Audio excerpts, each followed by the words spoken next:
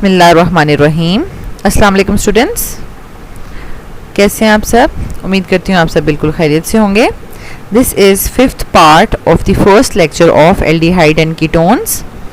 तो स्टूडेंट्स, हम reactions of aldehyde and ketones को डिस्कस कर रहे थे, जिसमें हम न्यूक्लियोफिलिक एडिशन में बेस्ड कैटालाइज्ड रिएक्शंस को डिस्कस कर रहे थे, और प्रीवियस लेक्चर्स में हम हाइड्रोजन साइनाइड और कंडेंसेशन रिएक्शन में एल्डोल कंडेंसेशन को हम डिटेल से डिस्कस कर चुके हैं। ठीक है, क्योंकि यहाँ पर हमारे पास एल्डोल कंडेंसेशन और कैनिज़रोज रिएक्शंस हैं। ठीक है, तो एल्डोल कंडेंसेशन को हम प्रीवियस लेक्चर में बहुत डिटेल से डिस्कस कर चुके हैं विद मैकेनिज्म।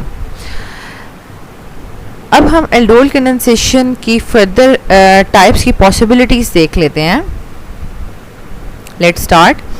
स्टूडेंट्स, हमने यहाँ पर डिस्कस किया था कि एल्डोल कंडेंसेशन की हमारे पास कितनी टाइप्स हो सकती हैं, कि अगर हम टू एल्डिहाइड्स को आपस में कंबाइन करें कंडेंसेशन के लिए, और वो टू एल्डिहाइड्स अगर तो सेम होंगे तो फिर तो आपको स्टूडेंट्स को प्रोडक्ट लिखने में कोई प्रॉब्लम नहीं है, क्योंकि एक मॉलिक्यूल जो है वो क्या एक्ट करता है, न्यूक्लियोफाइल एक्ट करता है, और दूसरा मॉलिक्यूल जो है एल्डिहाइड का, उसका कार्बोनाइल ब्रेक करता है।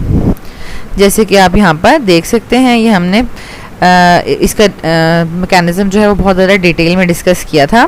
अब यहाँ पर देखें, टू अगर सेम मॉलिक्यूल्स हैं तो ये जो हमारे पास ग्रीन में मॉलिक्यूल है ना, ठीक है, तो ये क्या कर रहा है, ये न्यूक्लियोफाइल एक्ट कर रहा है। ठीक है, क्योंकि बेस आएगी, ये देखें फर्स्ट स्टेप देखें, बेस आएगी और वो इसकी प्रोटॉन को एक्सेप्ट कर लेगा और इसको स्ट्रॉन्ग न्यूक्लियोफाइल में कन्वर्ट कर देगा। और सेकंड जो कि एल्डिहाइड होगा, जो कि रेड में नज़र आ रहा है, उसका कार्बोनाइल ग्रुप ब्रेक करेगा और वो फर्दर देखें प्रोडक्ट में जो है वो ऑक्सीजन जो है वो हाइड्रोजन को एक्सेप्ट करके हाइड्रोक्सिल में कन्वर्ट हो रहा है। ठीक है, तो यहाँ पे आपको बात समझ आ गई है। सेम आइडेंटिकल एल्डिहाइड्स होंगे तो प्रोडक्ट लिखने में कोई प्रॉब्लम नहीं है, आइडेंटिकल कीटोन्स होंगे तो भी प्रॉब्लम नहीं है।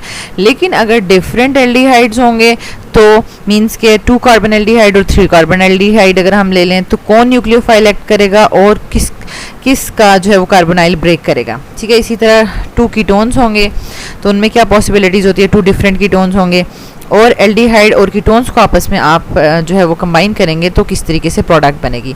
तो इसकी कुछ पॉसिबिलिटीज़ आप देख लें। यहाँ पर देखें, ये डायरेक्टली सारा जो है वो प्रोडक्ट्स लिखी हुई है, डायरेक्टली मैकेनिज्म नहीं है, ये प्रोडक्ट्स हैं। ठीक है, यानी ये हमारे पास सारी की सारी एल्डोल और हमारे पास प्रोडक्ट्स बनी हुई हैं, और लास्ट में हमारे पास अल्फा बीटा अनसेचुरेटेड कंपाउंड्स बने हुए, वाटर रिमूव हो रहा है। तो ये हमारे पास जो है वो 2 कार्बन एल्डिहाइड और 3 कार्बन एल्डिहाइड मींस एथेनॉल और प्रोपानॉल के दरमियान में एल्डोल कंडेंसेशन हो रहा है। ठीक है, तो अब फर्स्ट वाला देख लें कि अगर आपके पास 2 मॉलिक्यूल्स ऑफ एथेनॉल जो है वो आपस में कंडेंस करते हैं तो आपके पास यही पॉसिबिलिटी बनेगी, इसमें कोई कन्फ्यूजन नहीं है। फिर है, अगर आपके पास 3 कार्बन एल्डिहाइड यानी प्रोपानॉल के 2 मॉलिक्यूल्स आपस में कंडेंस करते हैं तो यही आपके पास प्रोडक्ट बनने वाली है। ठीक है, प्रॉब्लम किधर आती है हमारे पास, क्रॉस एल्डोल कंडेंसेशन में। तो स्टूडेंट्स, हमारे पास मिक्सचर में ये 4 की 4 प्रोडक्ट्स ही बनेंगी, लेकिन स्टूडेंट के माइंड में एक क्वेश्चन आता है कि किसकी पॉसिबिलिटी ज़्यादा है, कि इस प्रोडक्ट की पॉसिबिलिटी ज़्यादा है या इस प्रोडक्ट की पॉसिबिलिटी ज़्यादा है। ठीक है, तो अब यहाँ पर आप देख लें कि हमारे पास जो रिएक्टिविटी जिसकी ज़्यादा होगी, जिस मॉलिक्यूल की, इन दोनों में से जो ज़्यादा रिएक्टिव होगा उसका कार्बोनाइल जो है वो ब्रेक करेगा। ठीक है, और वो OH में कन्वर्ट होगा, और जिसकी रिएक्टिविटी जिस मॉलिक्यूल की कम होगी वो न्यूक्लियोफाइल में कन्वर्ट होगा। ठीक है, ये कॉन्सेप्ट आप समझ लें। स्टूडेंट्स, ये हमारे पास 3 कार्बन एल्डिहाइड है और यहाँ पर ये हमारे पास 2 कार्बन एल्डिहाइड है। ठीक है, और आपको पता है कि एल्डिहाइड्स जो है वो रिएक्टिविटी क्यों शो करते हैं, वो इस कार्बोनाइल ग्रुप की वजह से रिएक्टिविटी शो करते हैं। ठीक है, क्योंकि कार्बोनाइल ग्रुप क्या होता है, पोलराइज हो जाता है और ऑक्सीजन को इलेक्ट्रोनेगेटिव और कार्बन को इलेक्ट्रोपॉजिटिव में कन्वर्ट कर देता है। ठीक है, और जब कार्बन इलेक्ट्रोपॉजिटिव में आ जाता है तो इस पे कोई ना कोई न्यूक्लियोफाइल अटैक करेगा। ठीक है, तो अब क्या होता है हमारे पास कि अगर बल्कि ग्रुप्स अटैच हैं इस कार्बन के साथ, ठीक है, तो वो न्यूक्लियोफाइल के अटैक को स्टॉप करते हैं। ठीक है, और अगर लाइटर ग्रुप्स अटैच हैं तो वो न्यूक्लियोफाइल के अटैक को अलाउ करेंगे। इट मीन्स कि यहाँ पर हमने ये चीज़ अंडरस्टैंड कर ली लेस स्टेरिक हिंड्रेंस की वजह से जो स्मॉल चेन एल्डिहाइड हैं वो मोर रिएक्टिव होंगे और लार्जर चेन एल्डिहाइड जो हैं वो लेस रिएक्टिव होंगे। दैट्स वाई इसका जो है वो कार्बोनाइल किस में कन्वर्ट होगा, OH में कन्वर्ट होगा, ठीक है। और ये जो है अपना अल्फा हाइड्रोजन डोनेट करेगा, ठीक है, और इसका जो है एल्डिहाइड ग्रुप रिटेन रहेगा।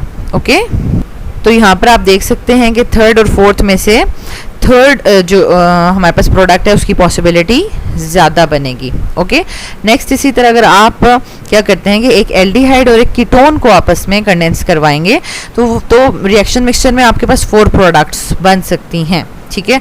अगर दो एल्डिहाइड्स आपस में कंडेंस करेंगे तो आपके पास फर्स्ट जो है वो प्रोडक्ट बनेगी। अगर 2 कीटोन्स आपस में कंडेंस करेंगे तो आपके पास सेकंड प्रोडक्ट बन रही है, ठीक है।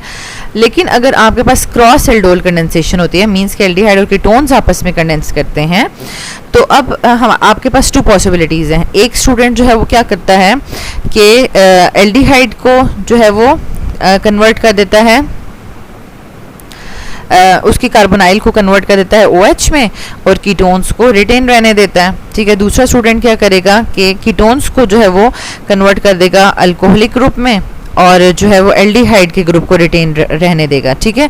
पॉसिबिलिटीज़ हैं हमारे पास, लेकिन इसमें ज़्यादा पॉसिबिलिटी क्या है कि कौन सा एल्डिहाइड जो एल्डिहाइड और कीटोन में से कौन जो है वो न्यूक्लियोफाइल एक्ट करना चाहेगा और कौन अपना कार्बोनाइल ब्रेक करना चाहेगा। तो अगेन ये डिपेंड करेगा रिएक्टिविटी पे। तो हम रिएक्टिविटी ऑलरेडी देख चुके हैं कि aldehydes are more reactive than ketones. तो स्टूडेंट्स, एल्डिहाइड्स क्यों जो है वो मोर रिएक्टिव होते हैं कीटोन से? क्योंकि उनका जो इलेक्ट्रोपॉजिटिव कार्बन होता है, ठीक है, वो बड़ा ही अनस्टेबल फील कर रहा होता है, ठीक है। वो अनस्टेबल फील कर रहा होता है और वो जल्दी से जल्दी न्यूक्लियोफाइल को अटैक करके रिएक्शन करवाना चाहता है। एंड सेकंड रीज़न क्या है, क्योंकि उसके पास जो है वो 1 इलेक्ट्रॉन डोनेटिंग अल्काइल चेन है। और सेकंड रीज़न क्या है कि कीटोन्स के पास बल्कि ग्रुप्स अटैच हैं, दैट्स वाई वो न्यूक्लियोफाइल के अटैक को फेवर नहीं करेंगे, ठीक है, इजीली फेवर नहीं करेंगे। तो दैट्स वाई हमारे पास एल्डिहाइड आर मोर रिएक्टिव। तो एल्डिहाइड क्या करेगा, अब अपना कार्बोनाइल ब्रेक करेगा और कीटोन्स जो हैं वो न्यूक्लियोफाइल में कन्वर्ट होंगे।